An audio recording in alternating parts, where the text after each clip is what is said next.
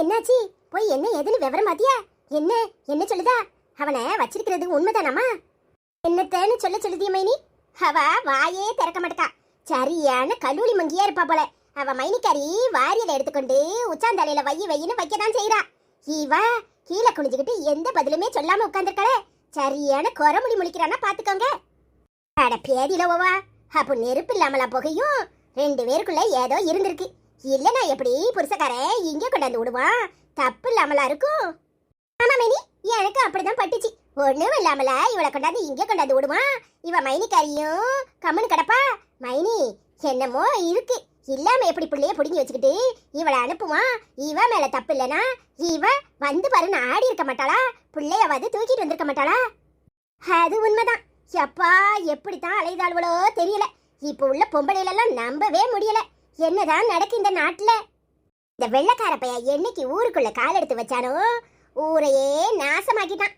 அவனோ வராத வரைக்கும் இந்த ஊரு நல்லாதான் இருந்துச்சு.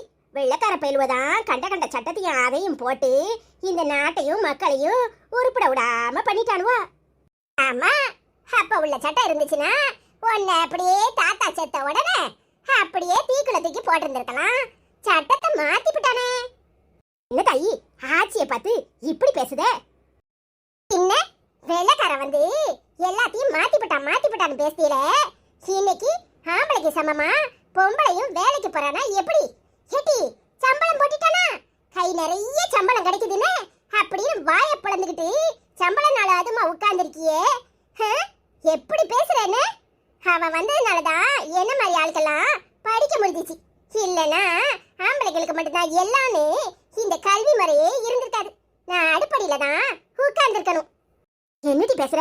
அதுக்கு தறி கட்டு திரிவாடுவலா? அதைத்தான் சொல்லிக்கிட்டு இருக்கோம். அந்த வசந்தி நாத்தனார் இல்ல, எவன் கூடயோ தொடர்பு வச்சிருக்காளாண்டி. அததான் பார்வதி வந்து சொல்லிக்கிட்டு இருந்தா. நீ போய் பார்த்த அப்படித்தானே? என்ன பேசுற நீ? எந்த உலகத்துல இருக்க? அறிவு கட்டத்தனமா எவளாவது சொல்றத வச்சுக்கிட்டு இப்படி வளர்றது கொஞ்சம் கூட உனக்கு சுய புத்தி கிடையாதுன்னு. வெள்ளக்காரன் வந்துதான் படிப்பை கெடுத்துட்டான், வெள்ளக்காரன் வந்துதான் அதை கெடுத்துட்டான், வெள்ளக்காரன் வந்துதான் இதை கெடுத்துக்கிட்டான். நீ இந்நேரம் மொட்டையை அடிச்சு அடுப்பங்கரையில தான் உட்கார்ந்துருக்கணும். உன் புருஷன் செத்த பிறகு இப்படி ரோட்ல வந்து கதை பேசிக்கிட்டு இருக்க முடியுமா? அது மட்டுமா, இப்படி நல்ல கலர் கலரா புடவை உடுத்துதியே, அதை உடுத்திருக்க முடியாது. வெள்ளச்சலையை தான் நீ உடுத்தி இருந்திருக்கணும். அது மட்டுமா, நல்லா பேரம் பேத்தியில பள்ளிக்கூடம் அனுப்புறீல. எந்த பள்ளிக்கூடத்துக்கும் யாரும் போயிருக்க முடியாது. இன்னைக்கு எல்லாரும் சரிசமமா கல்வி கத்துக்கிறோம்ல, அது இல்லாம போயிருந்திருக்கும். நான் என்னத்தை சொல்லிக்கிட்டு இருக்கேன், நீ என்னத்தை வளரிக்கிட்டு இருக்க? அவ சரியில்லையான்னு சொல்லிட்டு இருக்கேன். ஓ, உங்க காலத்துல எல்லாம் ஒண்ணுமே நடக்கல அப்படித்தானே? புருஷனை கூடையில சுமந்துக்கிட்டு போனாலே நலாயினி எங்க போனா? எங்க போனா சொல்லு. அது மட்டுமா, கோவல மாதவி வீட்லயே கிடந்தானே, அது உங்க காலத்துல தானே நடந்துச்சு. இல்லன்னு சொல்லிருவியா? வெள்ளக்காரன் வந்த பிறகுதான் எல்லாரும் கெட்டு போனாவலாம். ஏன் இதுக்கு முன்னாடி எல்லாம் பெரிய யோக்கியமா இருந்தியோ? என்னாச்சு நெட்டவள்ளி மாமியாரே, எங்கேயோ யோசனையில இருக்கியே? ஆமா, நீ சொல்றதும் சரிதான். இங்க பாரு, சும்மா அவன் அப்படி சொல்றா இவன் இப்படி சொல்லுதா, வெள்ளக்காரன் வந்ததுனாலதான் நாடு நாசமா போச்சுன்னு லூசுத்தனமா எதுவுமே தெரியாம இப்படி உளறிக்கிட்டு அலையாத. உன்னை இந்நேரம் விதவங்கிற பேர்ல மொட்டையை அடிச்சு அப்படியே நடு வீட்டுக்குள்ள உட்கார வச்சிருப்பாவோ, இல்ல உடன்கட்டங்கிற பேர்ல உன்னை தூக்கி நெருப்புக்குள்ள போட்டிருப்பான். இன்னைக்கு திருந்தி நாடு இந்த அளவுக்கு இருக்கு, எல்லாரும் சரிசமம் அப்படிங்கிற அளவுல இருக்குன்னா எல்லாம் வெள்ளக்காரன் வந்ததுனாலதான். அத புரிஞ்சுக்கோ. நாங்களும் படிக்க முடியுது எதனால? வெள்ளக்காரன் வந்ததுனாலதான்.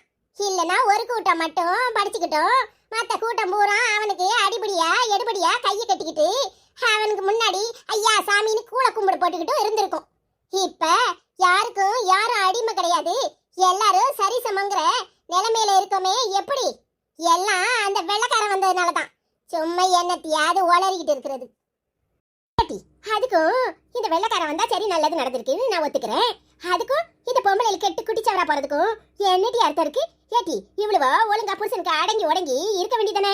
அதை விட்டு போட்டு இப்படி எவனையோ பாத்துக்கிட்டு திரிவாள்வளோ?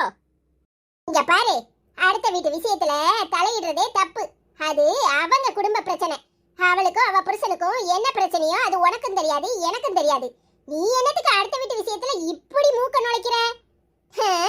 என்னமோ எல்லாரும் பெரிய யோக்கிய பரமாத்மா மாதிரியும் அவ மட்டும்தான் தப்பு பண்ணிட்டாங்கற மாதிரியும்ல பேசுற. அது அவ குடும்ப பிரச்சனை. அதுல நீ ஒன்னும் மூக்க நுழைக்க வேண்டாம். அவ அண்ணிக்காரி இருக்கா, அவ அண்ணக்காரன் இருக்கான், அவ பாத்துக்குவாவோ. கேடுகிட்டு திரிதான்னு சொல்லிக்கிட்டு இருக்கேன். வெள்ளக்காரன் வந்ததுனால தானே இப்படி கேடுகிட்டு திரிதா. இங்க பாரு, வெள்ளக்காரன் வந்து எதையும் கெடுக்கல. இதுக்கு முன்னாடியே இந்த நாட்டுல தேவதாசி மர அப்படி இப்படி எல்லாம் இருந்திருக்கு. வெள்ளக்காரன் வந்து மக்களுக்கு அறிவை தான் போதிச்சிருக்கான். இப்ப எல்லாரும் படிச்சு அறிவாளியா இருக்காங்க. சும்மா அறிவு கெடுத்தனமா என்னத்தையாவது பேசி பழையதான் நல்லா இருந்துச்சு, வெள்ளக்காரன் கால் எடுத்து வச்சுதான் எல்லாத்தையும் கெடுத்து போட்டானே தெரியாம ஒளறிக்கிட்டு அலையாத. உன் பேரனும் பேத்தியும் வேலைக்கு போறாங்கன்னா எப்படி அந்த வெள்ளக்காரன் கல்வி முறையில படிச்சுதான். இல்லனா குருகுலம் மட்டும்தான் இருந்திருக்கும். நாமெல்லாம் படிக்காம எரும மாடதான் மேய்ச்சிருக்கணும். நீங்க பாரு, ஒழுங்கா போய் வேலையை பாரு. அதை விட்டு போட்டு சும்மா அறிவு கட்டத்தனமா அடுத்த வீட்டுல என்ன நடக்குன்னு மூக்க நுழைச்சுக்கிட்டு அலையாத. நம்ம வீட்டுல கிடக்குற வேலையே பார்க்க முடியல. இதுல அடுத்த வீட்டு விஷயங்கள்ல அவ வீட்டுல என்ன நடக்கு, இவ வீட்டுல என்ன நடக்குது, இதுதான் உங்க ரெண்டு பேருக்கும் வேலையா போச்சோ. ஒழுங்கா போய் வேலையை பாருங்க. என்னமோ ஆம்பளை பூரா யோக்கியமா இருக்கான், இங்க பொம்பளை தான் தறி கட்டு தெரியுதாங்கிற மாதிரிலாம் பேசிக்கிட்டாலே. பொம்பளை தறி கட்டு தெரியுதானா? அப்ப நீங்களா எப்படி? நீங்க மட்டும்தான் யோக்கியமா? போய் வேலையை பாரு. தாத்தா, லதா மாவா அப்படியே லதாவை உரிச்சு வச்சுலாம் இருக்கா. ஒரு நிமிஷம் என் கண்ணு முன்னாடி லதாவே வந்து பேசிட்டு போன மாதிரிலாம் இருக்கு. ஆமா, கழுத அவளை தூக்கி முடிஞ்சிருவா. அவ 4 வார்த்தை பேசினா இவ 10 வார்த்தை பேசுவா. இந்த படிப்பை தான் வெள்ளக்காரன் சொல்லி கொடுத்துருக்கான். மைனி, நான் போறேன். லதா இப்பதான் எனக்கு எதிர்த்தால போயிட்டு இருந்தா, அவளும் அங்கதான் போயிருப்பா. பிறகு நம்ம 2 பேரும் பேசிட்டு இருக்கத பார்த்து அடுத்தால அவ இஷ்டத்துக்கு காய்ச்சுவா. இது என்னத்துக்கு வேணும்? என்னமோ அந்த பிள்ளை சொன்னதுல ஒரு வார்த்தை உண்மையா தானே இருக்கு. பேரம்பேத்தியிலே படிக்க முடியுது, நம்ம தான் படிக்காம போயிட்டோம். ஏதோ ஒண்ணு நல்லது நடந்தா சரி. நான் வாரேன் மைனி. இவ என்ன அறிவு கட்டத்தனமா உளறிக்கிட்டு போறா. இங்க பாரு, ஒழுங்கு மரியாதைய என்ன ஏதுன்னு சொல்லிப்படு. இல்ல உன் அண்ணக்காரன் வந்து உன்னை சாத்த எங்களால கண் கொண்டு பார்க்க முடியாது. நீ பண்ணது தப்புன்னு ஒத்துக்கோ. சரியான அழுத்த கையா தான் இருப்பா போல. எம்பிட்டு தூரம் கேட்டுக்கிட்டு இருக்கே, ஏதாவது பதில் சொல்றாளா பாரு. என்னாச்சு? ஏன் அவளை போட்டு இம்பிட்டு பாடுபடுத்துதியே? என்னன்னு சொல்லுதே? கறி கட்டு போய் தெரிஞ்சிருக்கா புருஷக்காரன். இவளை கண்ணால பார்த்து இங்க கொண்டாந்து விட்டுட்டு போயிட்டானா.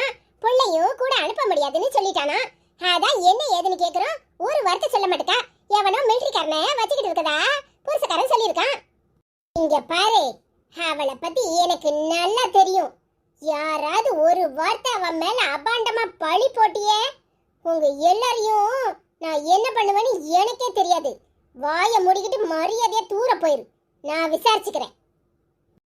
பொன்னி, இம்படு தூரம் ஆயி போச்சு. என்ன ஏதுன்னு சொல்லு. எனக்கு உன் மேல நம்பிக்கை இருக்கு. நீ எப்படிப்பட்ட பொண்ணுன்னு எனக்கு நல்லா தெரியும். ஊர்ல 1000 பேர் 1000 சொல்லுவாங்க.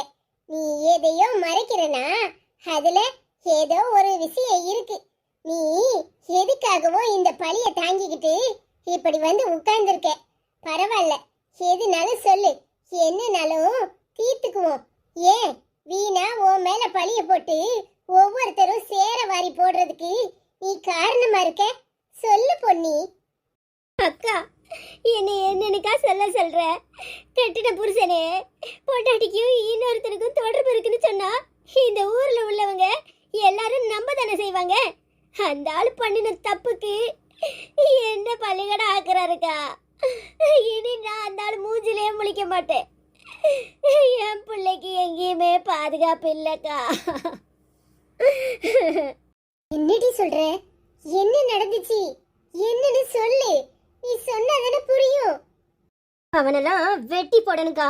குடிச்சிட்டா பொண்டாட்டிக்கும் பிள்ளைக்கும் வித்தியாசம் தெரியாதவங்களாம் மனுஷனா. அவன்லாம் உசுரோடவே இருக்கக்கூடாது. அவனை என் கையாலே வெட்டி போட்டிருக்கணும். அப்படி பண்ணாம விட்டம் பாரு, என் மகளை கொண்டு ஹாஸ்டல்ல சேர்த்துட்டு வந்து நிக்கிறேன். எனக்கு இன்னொருத்தன் கூட தொடர்பு இருக்குன்னு சொல்லி என்ன இங்க இழுத்துட்டு வந்து எல்லாரும் முன்னாடியும் தூக்கி போட்டுட்டு விட்டுட்டு போறான். அப்படிப்பட்டவனை என்னக்கா செய்ய சொல்ற? பிள்ளைய ஹாஸ்டல்ல கொண்டு சேர்த்துட்டு எங்க என் அண்ணன்ட்ட உண்மையை சொல்லிடுவேன்னு சொல்லி எல்லாத்துக்கும் முன்னாடி முந்திக்கிட்டு நான் இன்னொருத்தனை வச்சிருக்கிறேன்னு இங்க வந்து சொல்றான். நான் என்ன செய்ய சொல்றேன்? பொம்பளைங்கிறதுனால ஆம்பளை என்ன சொன்னாலும் சரின்னு அடிபட்டுக்கிட்டே வீட்டுக்குள்ள ஊத்த வச்சிருக்கணும், அப்படித்தானே? கூட பிறந்தவ எப்படின்னு அண்ணனுக்கு தெரியாதா? என் மைனி இத்தனை வருஷமா என்ன பாக்குறாங்கல்ல, அவன் சொல்றது உண்மைன்னு எப்படி இவங்களுக்கு நம்ப தோணுச்சு? என் மேல நம்பிக்கை இல்லாத இவங்களுக்கெல்லாம் நான் எப்படி பதில் சொல்ல முடியும்? பொம்பளைனா எவனா கூப்பிட்ட உடனே போயிருவான்னு தானே இவங்க புத்தியில இருக்கு. ஆம்பளை என்ன சொன்னாலும் அவன் சொல்றதுதான் உண்மையா இருக்கும்னு தானே இந்த ஊரு நம்புது. அப்ப நான் எப்படி உண்மையை இவங்க கிட்ட சொல்ல முடியும்? நான் பத்தினின்னு இவங்களுக்கு நிரூபிக்கணுமா? ஏன் கூட பிறந்தவளும் நாத்தனாரும் நல்லவளா இருப்பான்னு கொஞ்சம் கூட இவங்களுக்கு எண்ணம் இல்லல?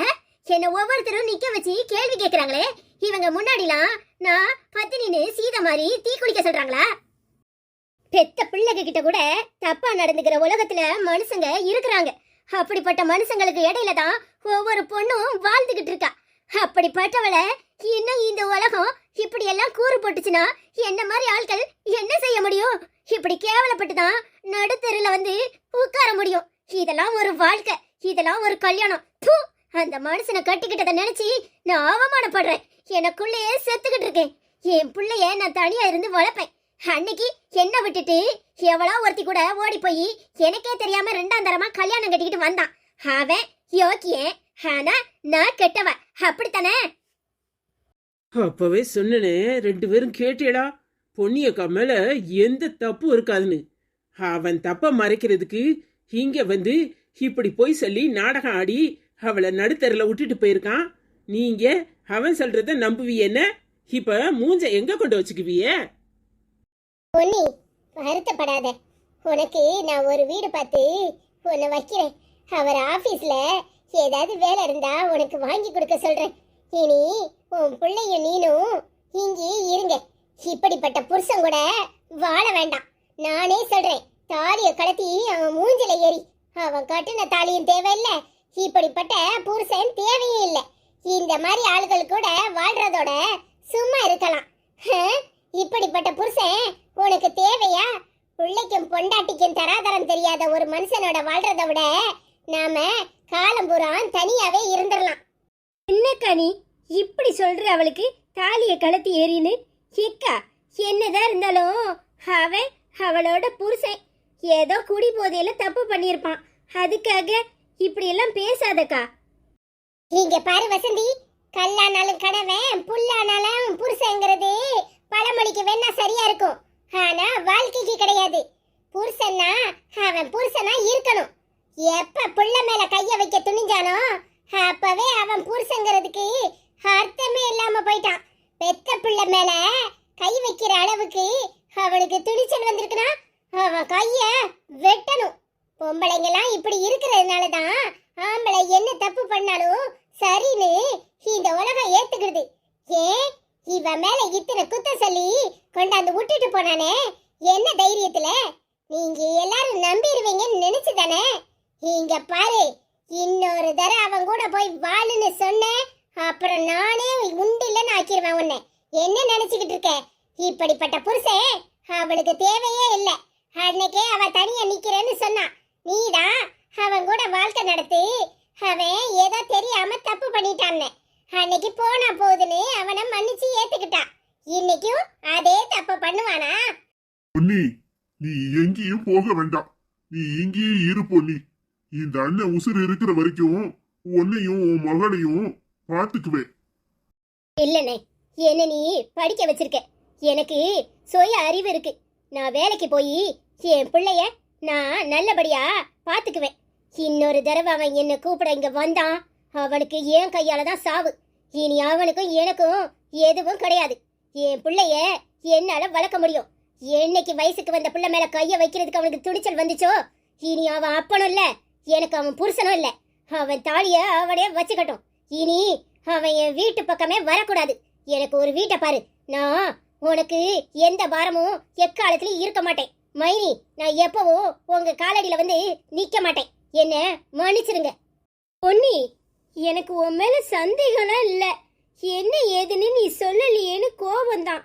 ஏன் இப்படி என் மேல கோபப்படுற? இல்ல மைனி, எனக்கு உங்க மேல எந்த கோபமும் இல்ல. எப்பவுமே இந்த உலகம் ஆம்பளை சொல்றதுதான் நம்பும். பொம்பளை என்ன சொன்னாலும் அது இந்த உலகத்துக்கு சரின்னு படாது.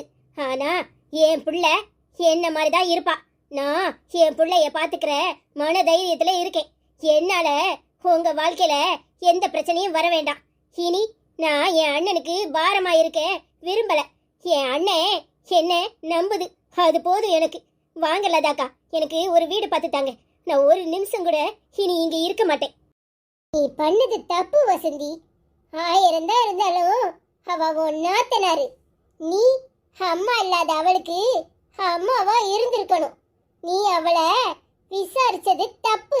அவ மேல உனக்கு நம்பிக்கை இல்லாம போனது தப்பு.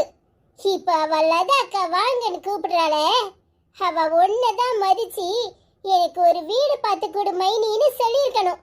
நீ மைனியாவும் நடந்துக்கல, அவளுக்கு அம்மாவாவும் நடந்துக்கல. எப்படி உன்கிட்ட கேப்பா?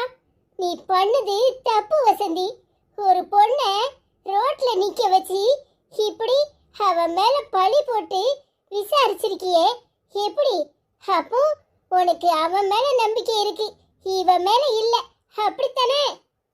அக்கா, ஏதோ புத்தி கெட்டு போய் பண்ணிட்டேன்.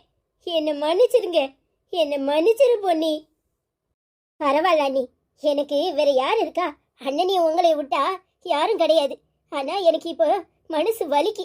நான் கொஞ்ச நேரம் லதாக்கா வீட்டில் இருந்துட்டு வேற வீடு பார்த்து போயிடுறேன். என் பொண்ணு பாவம், அவ ஆள ஹாஸ்டல்ல கொண்டு விட்டுட்டு வந்தேன். மனசு வலிக்கு. நான் வீட்டை பார்த்துட்டு அவளை கூட்டிட்டு வரேன்னு சொல்லியிருக்கேன். நான் அதனால அவளை கூப்பிட போகணும். நான் வரேன் அண்ணி. அண்ணே, நான் உனக்கு பாரமா இருக்கிறதா நினைச்சிக்காத.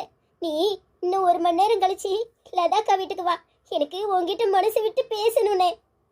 சரி பொன்னி, நீ போ, நான் வரேன்.